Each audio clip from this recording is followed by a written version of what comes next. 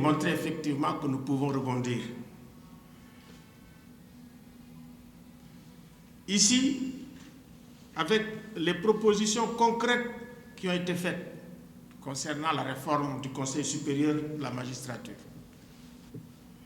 avec les propositions concrètes qui ont été faites sur le statut du procureur de la République.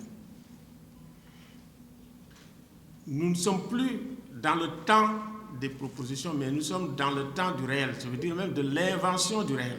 Ça veut dire de la possibilité d'avoir une autre justice plus indépendante.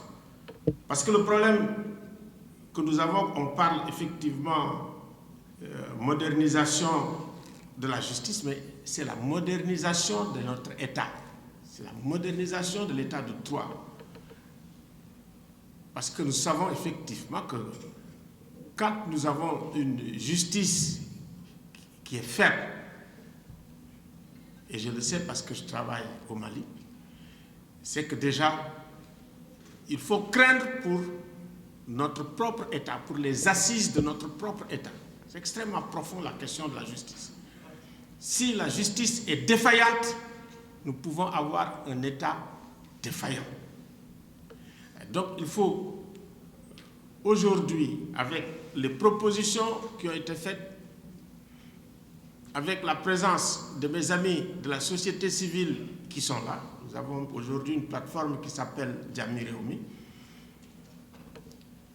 nous lever pour faire un travail de plaidoyer. Je pense que c'est ça le plus concret. Ça veut dire que si chaque segment va là où il faut aller, au niveau du ministère de la Justice, mais également au niveau du président de la République, parce que c'est par lui qu'on peut passer pour effectivement avoir la réalisation des propositions très concrètes qui sont faites pour avoir une justice indépendante, pour avoir une justice impartiale et également pour frayer le chemin de véritable état de droit que tout le monde appelle de ses voeux. On n'a jamais parlé autant d'état de droit ces temps-ci.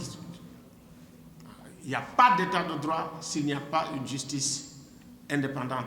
Et ce n'est pas une préoccupation du Sénégal parce qu'en février dernier, mois dernier, c'était la CEDEAO qui avait organisé ce thème à Niamey.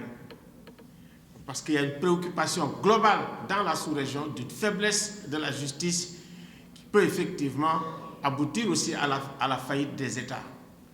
Donc je voudrais m'en arrêter ici et dire toute notre disponibilité en tant que société civile. Nous avons nous aussi une réunion le 27 et le 28 où nous allons faire des propositions concrètes et toutes les propositions qui seront faites ici feront l'objet de notre travail de plaidoyer.